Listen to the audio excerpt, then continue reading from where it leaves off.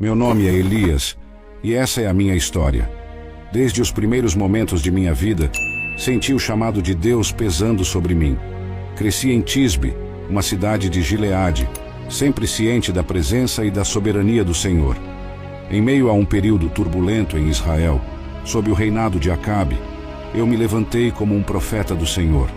Acabe e sua esposa, Jezabel, haviam conduzido o povo à adoração de Baal, um deus pagão, desafiando a fidelidade ao verdadeiro Deus de Israel.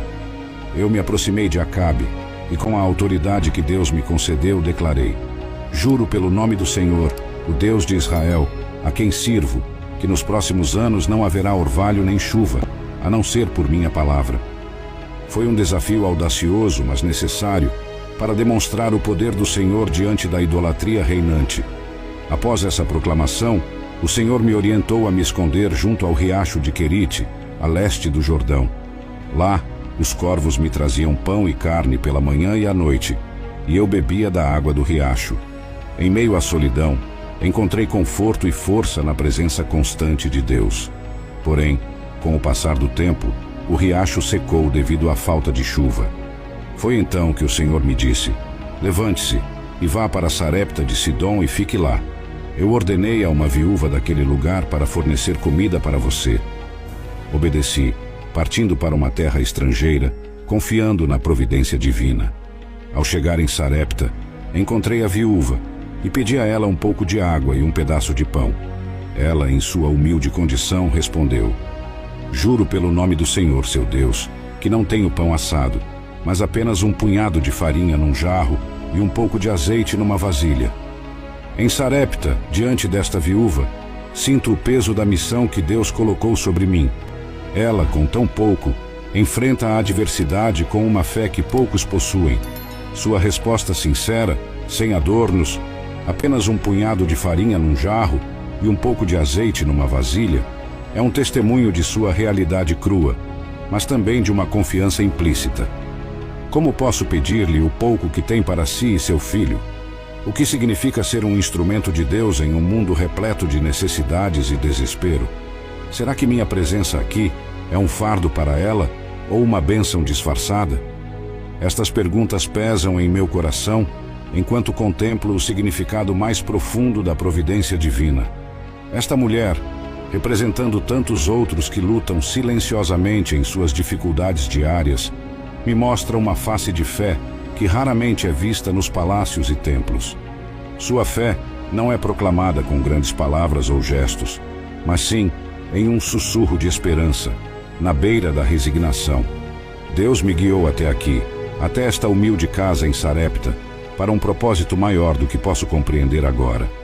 Em sua simplicidade, esta mulher e seu filho estão prestes a serem testemunhas de um milagre, mas talvez o verdadeiro milagre seja a fé inabalável em meio à adversidade.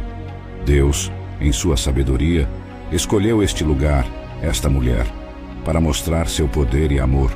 E eu, Elias, sou apenas um mensageiro, um instrumento em suas mãos poderosas.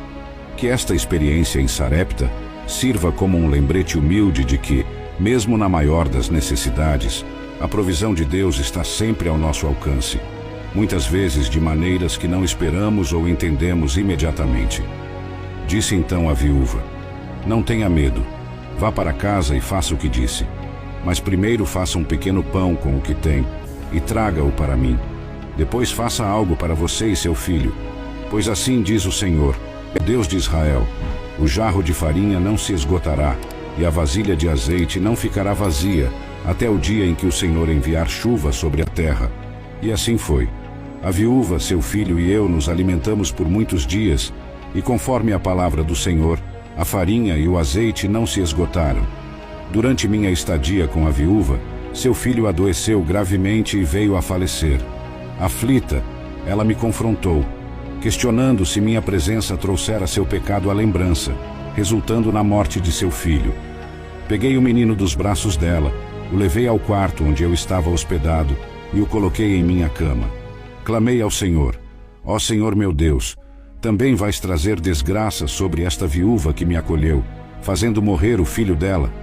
Estendi-me sobre o menino 3 vezes e clamei ao Senhor: ó Senhor meu Deus, faze voltar a vida deste menino. E o Senhor ouviu minha súplica. A vida do menino voltou, e ele reviveu. Desci com ele do quarto, e o entreguei à sua mãe. A viúva então exclamou: agora sei que tu és um homem de Deus, e que a palavra do Senhor da tua boca é verdadeira. Após esses eventos, o Senhor me disse: vá apresentar-se a Acabe, pois enviarei chuva sobre a terra. Assim, preparei-me para enfrentar Acabe. No caminho, encontrei Obadias, um devoto seguidor do Senhor, que havia escondido 100 profetas do Senhor para protegê-los de Jezabel. Obadias reconheceu-me e ajoelhou-se diante de mim. Eu lhe pedi que fosse dizer a Acabe que eu estava ali. Quando Acabe me viu, acusou-me de ser o perturbador de Israel. Respondi firmemente: não perturbei Israel, mas tu e a casa de teu pai, quando abandonastes os mandamentos do Senhor e seguistes os Baalins. Enfrentando Acabe, sinto a tensão da verdade contra o poder. Suas palavras, o perturbador de Israel, reverberam em minha mente, acusando-me de ser a causa do tumulto em Israel. No entanto, sei que a verdadeira perturbação vem daqueles que abandonaram os caminhos do Senhor. A ironia de suas palavras não me escapa. Ele, um rei que se desviou, vê em mim um profeta de Deus, a fonte de seus problemas. Minha resposta a ele não é apenas uma defesa, mas um pronunciamento profético. Não perturbei Israel, mas tu e a casa de teu pai, quando abandonastes os mandamentos do Senhor e seguistes os Baalins. Estas palavras não são minhas, mas do Senhor. Elas carregam um peso, uma autoridade que transcende minha própria pessoa. Eu sou apenas um veículo, um mensageiro da verdade divina. Neste momento, sinto o peso da responsabilidade de ser um profeta. Não é uma tarefa fácil confrontar um rei, denunciar sua idolatria e corrupção. Há um risco, um perigo inerente, mas a coragem de falar a verdade vem da minha fé inabalável no Deus de Israel. Acabe, com seu poder e influência, poderia facilmente me destruir. No entanto, o poder terreno não me intimida, pois sei que sirvo a um Deus que é maior do que qualquer rei ou reino.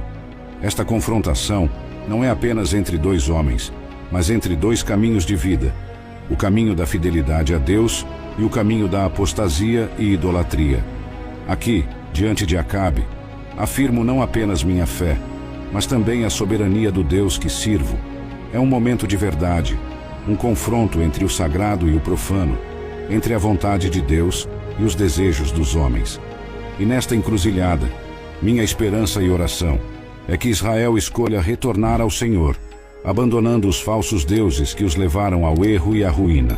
Então, desafiei Acabe a reunir todo o Israel no Monte Carmelo, junto com os 450 profetas de Baal e os 400 profetas de Aserá, que comiam na mesa de Jezabel. No monte, confrontei o povo de Israel. Até quando vocês vão oscilar entre dois pensamentos? Se o Senhor é Deus, sigam-no, mas se Baal é Deus, sigam-no. O povo, contudo, nada respondeu. Propus então um desafio. Eu sou o único dos profetas do Senhor que restou, mas Baal tem 450 profetas. Tragam-nos 2 bois, que eles escolham um boi, o cortem em pedaços e o coloquem sobre a lenha, mas não acendam o fogo. Eu prepararei o outro boi e o colocarei sobre a lenha, mas também não acenderei o fogo. Então vocês clamem pelo nome do seu Deus, e eu clamarei pelo nome do Senhor. O Deus que responder por fogo é Deus. Todo o povo concordou com a proposta. Os profetas de Baal escolheram um boi, prepararam-no e clamaram pelo nome de Baal, desde a manhã até o meio-dia, mas não houve resposta. Dançavam ao redor do altar que haviam feito, e eu os zombava. Gritem mais alto, afinal ele é um Deus. Talvez esteja meditando ou ocupado ou em viagem. Talvez esteja dormindo e precise ser acordado. Eles gritavam cada vez mais alto e se mutilavam com espadas e lanças, conforme o costume, até o sangue jorrar sobre eles.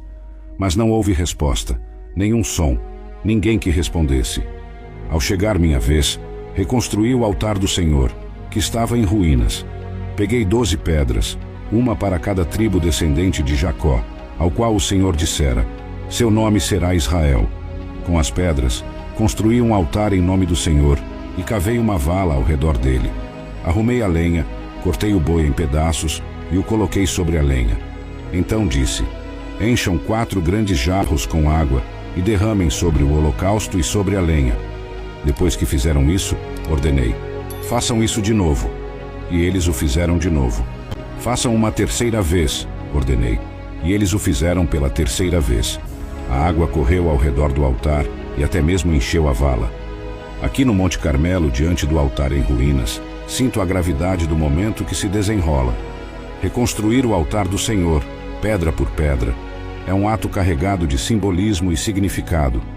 Cada pedra, representando uma das tribos de Israel, é um lembrete do pacto quebrado, da unidade perdida, da fé esquecida. Este altar, outrora um lugar de encontro com Deus, agora jaz em pedaços, um reflexo do próprio povo de Israel. Restaurar este altar é mais do que um ato físico. É um chamado ao arrependimento, um convite à renovação da aliança com Deus. Ao colocar cada pedra, sinto a presença de Deus, sua tristeza pela infidelidade de seu povo, mas também sua esperança incessante em sua redenção. Enquanto arrumo a lenha e preparo o boi para o sacrifício, penso na fé que este ato exige. Derramar água sobre o altar, uma e outra vez, parece um contrassenso, especialmente em tempos de seca. Mas é uma demonstração poderosa da confiança em Deus, um desafio ao óbvio, uma fé que transcende a lógica humana. Este ato, inundando o altar, não é apenas para mostrar o poder de Deus, mas para eliminar qualquer dúvida sobre o milagre que está prestes a acontecer. Quero que todos vejam que não há truques, nenhuma manipulação humana, apenas a pura manifestação do poder divino. Sinto uma mistura de expectativa e serenidade. Sei que Deus responderá, mas também reconheço a magnitude do que estou pedindo. Estou pedindo um sinal visível do invisível, um testemunho inegável de sua presença e poder. Neste altar, reconstruído com fé e esperança, estou fazendo mais do que preparar um sacrifício. Estou preparando o palco para um encontro entre Deus e seu povo, um momento de revelação, de restauração, de renovação. É um chamado para que Israel olhe além das circunstâncias imediatas, além dos falsos deuses e promessas vazias, e volte para o único Deus verdadeiro, que nunca abandonou seu povo, apesar de suas falhas e desvios.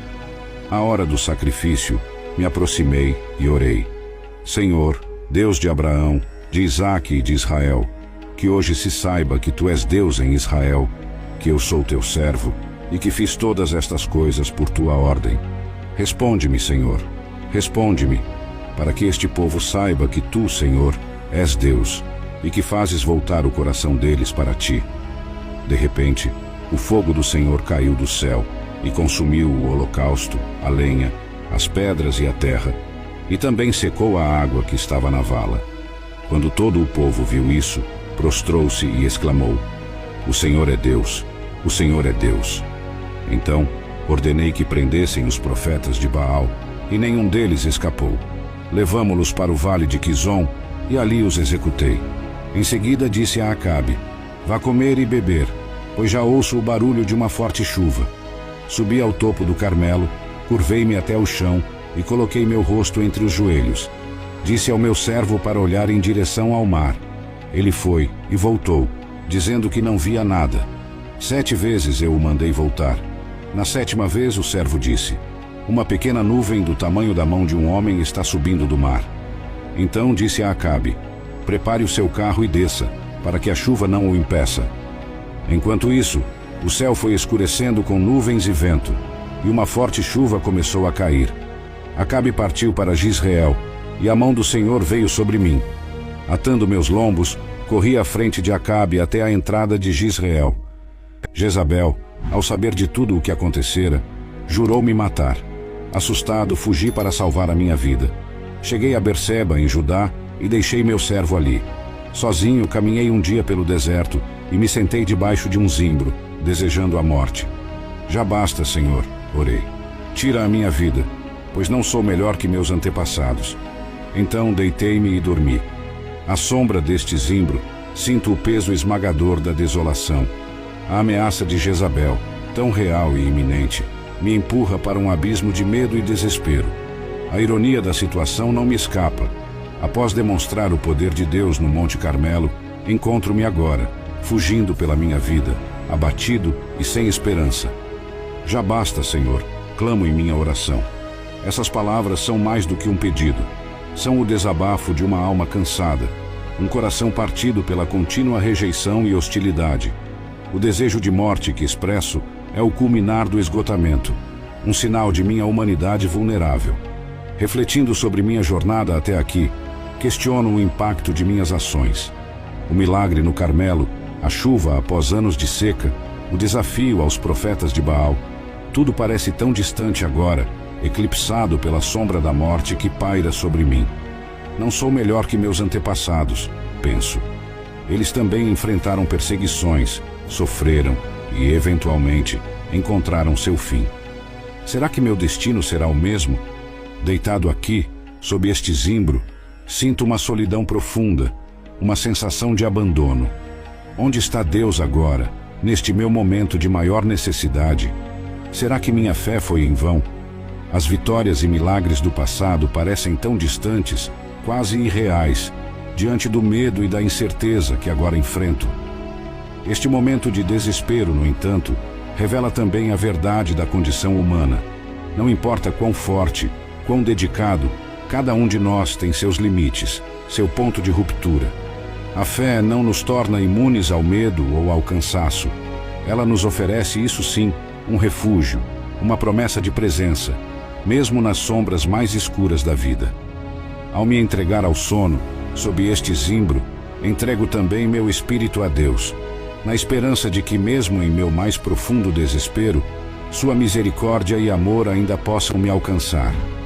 Enquanto dormia debaixo do zimbro, um anjo me tocou e disse: "Levante-se e coma." Olhei ao redor e ali, perto da minha cabeça, estava um pão assado sobre brasas quentes e um jarro de água. Comi e bebi, e voltei a deitar-me. O anjo do Senhor voltou pela segunda vez, me tocou e disse: "Levante-se e coma, pois a viagem será muito longa para você." Fortalecido pela comida, viajei 40 dias e 40 noites até Horebe, o monte de Deus. Ali, entrei em uma caverna e passei a noite. A palavra do Senhor veio a mim: "Que fazes aqui, Elias?" Eu respondi: "Tenho sido muito zeloso pelo Senhor Deus dos exércitos. Os israelitas abandonaram a tua aliança, derrubaram os teus altares e mataram os teus profetas à espada. Sou o único que sobrou e agora querem tirar minha vida." Então ele me disse: "Saia e fique no monte na presença do Senhor, pois o Senhor vai passar." Um grande e forte vento, que fendia os montes e quebrava as rochas, passou diante do Senhor, mas o Senhor não estava no vento. Depois do vento, veio um terremoto, mas o Senhor não estava no terremoto. Após o terremoto veio um fogo, mas o Senhor não estava no fogo. E depois do fogo, ouviu-se um suave sussurro. Quando ouvi, cobri o meu rosto com o manto e saí, ficando na entrada da caverna. Então uma voz me disse: "Que fazes aqui, Elias?" Eu repeti: "Tenho sido muito zeloso pelo Senhor Deus dos exércitos. Os israelitas abandonaram a tua aliança, derrubaram os teus altares e mataram os teus profetas à espada. Sou o único que sobrou, e agora querem tirar minha vida." O Senhor então me instruiu a retornar pelo caminho que vim e a ungir Hazael como rei da Síria, Jeú, filho de Ninsi, como rei de Israel, e Eliseu, filho de Safate de Abel-Meolá, para suceder-me como profeta. O Senhor também me assegurou que havia preservado 7.000 em Israel, que não se dobraram a Baal. Enquanto sigo as instruções do Senhor, uma nova sensação de propósito se instala em meu coração. Este chamado para ungir Hazael, Jeú e Eliseu não é apenas uma série de tarefas a serem cumpridas. É um sinal da contínua obra de Deus na história. A cada passo, cada unção, sinto-me como parte de um plano maior, um desígnio divino que se desdobra através dos séculos. Ungir Hazael como rei da Síria e Jeú como rei de Israel carrega um peso político e espiritual significativo. É uma intervenção direta nos assuntos dos reinos, uma mudança de poder ordenada pelo próprio Deus. Penso sobre os impactos e as transformações que essas ações trarão, as ondas de mudança que irão emanar por toda a região. É uma responsabilidade imensa e, ao mesmo tempo, um lembrete da soberania de Deus sobre as nações. O ato de ungir Eliseu como meu sucessor é particularmente pungente. Vejo neste jovem não apenas o futuro da profecia em Israel, mas também a continuidade da missão que comecei. Eliseu carregará a tocha adiante, falando a verdade ao poder, desafiando a idolatria e lembrando Israel de seu Deus. Em Eliseu, vejo a promessa de Deus se renovando, a chama da fé sendo passada para a próxima geração, a revelação de que Deus preservou 7.000 em Israel que não se dobraram a Baal é uma fonte de grande conforto e encorajamento. No meu momento de maior desespero, senti-me sozinho, como se fosse o último fiel remanescente. Agora vejo que não estou só. Há um remanescente, uma comunidade de fé que permaneceu firme, apesar das pressões e tentações. Esta não é apenas uma notícia reconfortante, é um lembrete da fidelidade de Deus, que mesmo nos momentos mais sombrios, Ele preserva um povo para si. Este novo capítulo da minha jornada, impregnado de unções e promessas, renova minha fé e foco. Entendo agora que, mesmo quando me sinto perdido, Deus está trabalhando, tecendo os fios da história em tapeçaria maior do que qualquer um de nós pode ver ou entender. Minha tarefa, então, é confiar, obedecer e seguir em frente, sabendo que faço parte de algo muito maior do que minha própria história. Segui as instruções do Senhor e parti para encontrar Eliseu, filho de Safate. Encontrei-o arando com 12 juntas de bois, e ele estava com a 12ª. Ao passar por ele, lancei meu manto sobre ele. Eliseu então deixou os bois e correu até mim. Deixa-me despedir de meu pai e de minha mãe, e então te seguirei, disse ele. Eu respondi, vai e volta. Lembra-te do que fiz contigo. Eliseu se despediu de sua família, pegou a junta de bois e o sacrificou. Usou os equipamentos de arar para cozinhar a carne e a deu ao povo, e eles comeram. Depois disso, ele se levantou, partiu e passou a seguir-me. Algum tempo depois, fui confrontado novamente por Acabe. Nabote, um jizreelita, possuía uma vinha em Jizreel, perto do palácio de Acabe. Acabe queria a vinha para transformá-la em um jardim de hortaliças, pois estava perto de seu palácio. Ele ofereceu a Nabote um preço melhor ou uma vinha melhor em troca, mas Nabote recusou, dizendo, o Senhor me livre de te dar a herança de meus antepassados. Jezabel, então, tramou para que Nabote fosse falsamente acusado e executado, permitindo a Acabe tomar posse da vinha. O Senhor me enviou a Acabe, e eu encontrei-o na vinha de Nabote. Disse a ele, assassinaste e também tomaste posse? E profetizei, no lugar onde os cães lamberam o sangue de Nabote, os cães lamberão o teu próprio sangue. Acabe se humilhou diante do Senhor, após ouvir minha profecia, rasgando suas roupas, vestindo-se de pano de saco e jejuando. O Senhor então me disse, viste como Acabe se humilhou diante de mim? Por causa disso, não trarei o desastre durante a sua vida, mas na vida de seu filho. Observo Acabe, o rei de Israel, em um estado de humilhação e arrependimento diante do Senhor, e não posso deixar de me sentir perplexo e, de certa forma, comovido. Este é o mesmo Acabe que se entregou à idolatria, que permitiu a Jezabel perseguir os profetas do Senhor, e ainda assim, aqui está ele, rasgando suas roupas, vestindo-se de pano de saco e jejuando em sinal de arrependimento. A reação de Deus a este gesto de Acabe é reveladora. Ele reconhece a humilhação de Acabe e decide adiar o desastre que havia profetizado. Isso me faz refletir sobre a natureza da misericórdia divina. Deus, em sua justiça, está sempre pronto para perdoar e adiar a punição quando há um genuíno arrependimento. Isso mostra que, mesmo na mais sombria das almas, há espaço para a redenção, se houver um verdadeiro retorno a Deus. Ao mesmo tempo, esta situação ilustra a complexidade da justiça divina. O adiamento do desastre para a vida do filho de Acabe, em vez de eliminar completamente a punição, me faz pensar sobre as consequências geracionais do pecado e da injustiça. A maldade de um líder não afeta apenas a ele mesmo, mas pode ter ramificações que se estendem por gerações. Esta dinâmica entre justiça e misericórdia, entre consequências imediatas e adiadas, é um mistério que muitas vezes me escapa. No entanto, serve como um lembrete de que os caminhos de Deus são mais altos do que os nossos e que seu entendimento vai além do que podemos compreender. A humildade de Acabe, embora tardia, e a resposta de Deus me lembram que nunca é tarde para se arrepender e que Deus sempre está pronto a ouvir e responder a um coração contrito. Esta lição é um chamado para todos nós, para sempre nos lembrarmos de buscar a Deus com sinceridade, reconhecendo nossos erros e buscando sua misericórdia. Meus dias continuaram a ser marcados por confrontos e mensagens proféticas. Houve um episódio em que Acasias, filho de Acabe, caiu da sacada de seu palácio em Samaria e ficou gravemente ferido. Ele enviou mensageiros para consultar Baal-Zebub, o deus de Ecrom, sobre sua recuperação.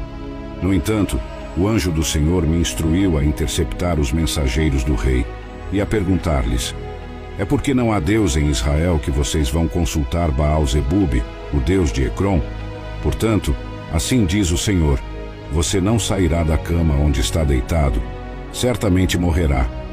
Os mensageiros retornaram a Acasias, que ao saber que eu era o responsável pela mensagem, enviou um capitão com 50 homens para me prender. O capitão me encontrou sentado no alto de um monte e disse: homem de Deus, o rei diz, desça. Mas eu respondi: se sou homem de Deus, que desça fogo do céu e consuma você e seus 50 homens. E o fogo desceu do céu e os consumiu. Acasias enviou outro capitão com seus 50 homens, e o mesmo aconteceu. No terceiro grupo, o capitão se ajoelhou diante de mim e implorou por sua vida e a vida de seus homens. O anjo do Senhor me disse para ir com ele. Então eu desci e repeti a Acasias a mesma profecia, que ele morreria em sua cama. E assim aconteceu. Meus últimos dias na terra se aproximavam. Eu e Eliseu partimos de Gilgal. Eu disse a Eliseu para ficar, pois o Senhor me enviara a Betel. Mas Eliseu respondeu: juro pelo nome do Senhor e por tua vida que não te deixarei. Então fomos juntos a Betel. Os profetas de Betel vieram a Eliseu e lhe disseram: sabes que o Senhor vai levar teu mestre hoje? E ele respondeu: sim, eu sei, fiquem calados. De Betel, o Senhor me enviou a Jericó, e de Jericó ao Jordão. Em cada lugar, Eliseu insistiu em me acompanhar, e os profetas locais repetiam a mesma mensagem sobre minha iminente partida. Chegando ao Jordão, 50 profetas nos observavam à distância. Peguei meu manto, enrolei-o e bati nas águas. Elas se dividiram para um lado e para o outro, e atravessamos em terra seca. Enquanto viajo de Betel a Jericó e de lá ao Jordão, sinto a proximidade de um fim que se aproxima. A cada passo, a cada parada, a presença fiel de Eliseu ao meu lado é um lembrete constante de que minha jornada terrena está chegando ao seu clímax. Os profetas locais, com suas palavras sobre minha iminente partida, adicionam um tom solene a cada encontro. Há uma certa beleza nesta peregrinação final, marcada por despedidas e pela transmissão de um legado.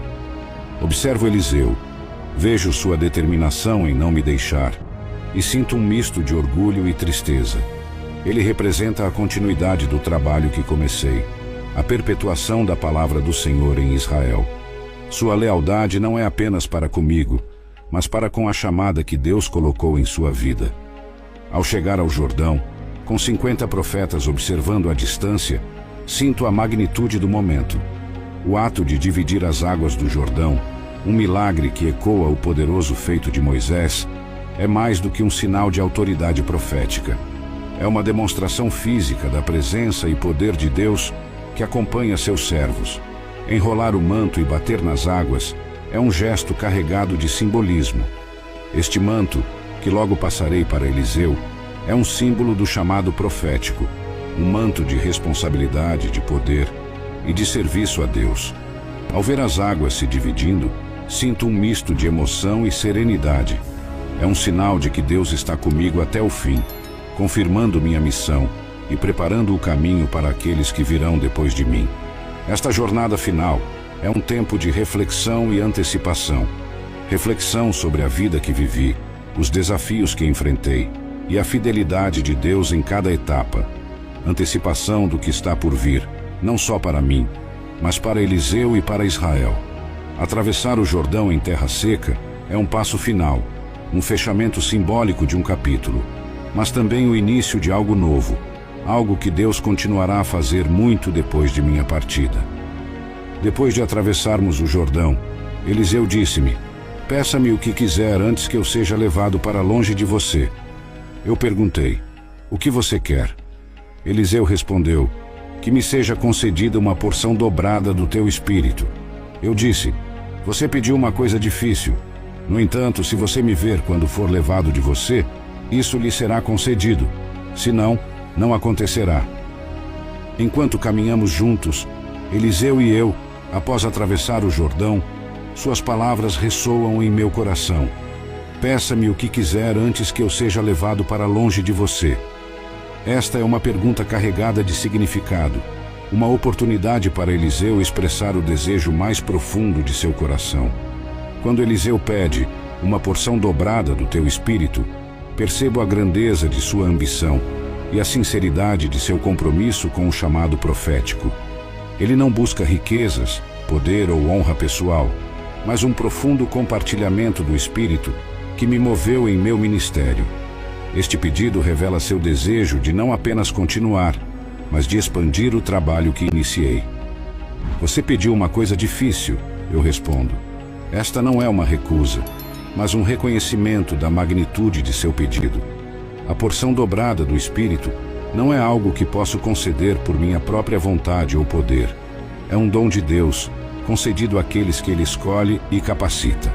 A condição que imponho: se você me ver quando for levado de você, isso lhe será concedido. Se não, não acontecerá. Não é um teste arbitrário, mas uma questão de fé e preparação. Ver-me ser levado é testemunhar um momento de revelação divina, uma experiência que transcende o comum e entra no domínio do sagrado. Neste pedido de Eliseu, vejo não apenas a transmissão de um manto, mas a continuidade de uma missão. É um momento de transição, onde o antigo e o novo se encontram, onde o legado de um profeta está prestes a ser passado para outro. Este pedido e minha resposta sinalizam uma mudança de era, uma nova fase no plano divino para Israel. Refletindo sobre este momento, sinto uma mistura de emoções: esperança pelo futuro, tristeza pela partida iminente e uma profunda gratidão por ter um sucessor como Eliseu, que carrega uma visão tão grandiosa e um coração tão dedicado ao serviço de Deus.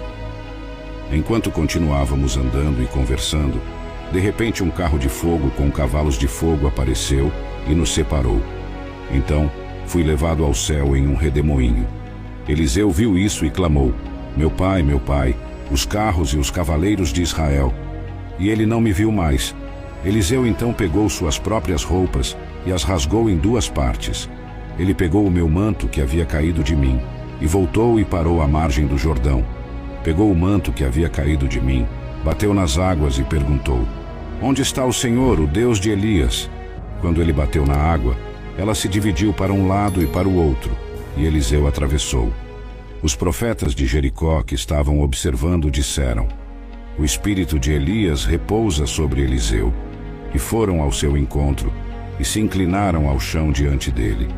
Assim, minha jornada terrena chegou ao fim, mas meu legado continuou através de Eliseu e das muitas gerações que se seguiram, lembrando sempre do poder e da fidelidade do Deus de Israel. Meu nome é Elias, e essa é a minha história.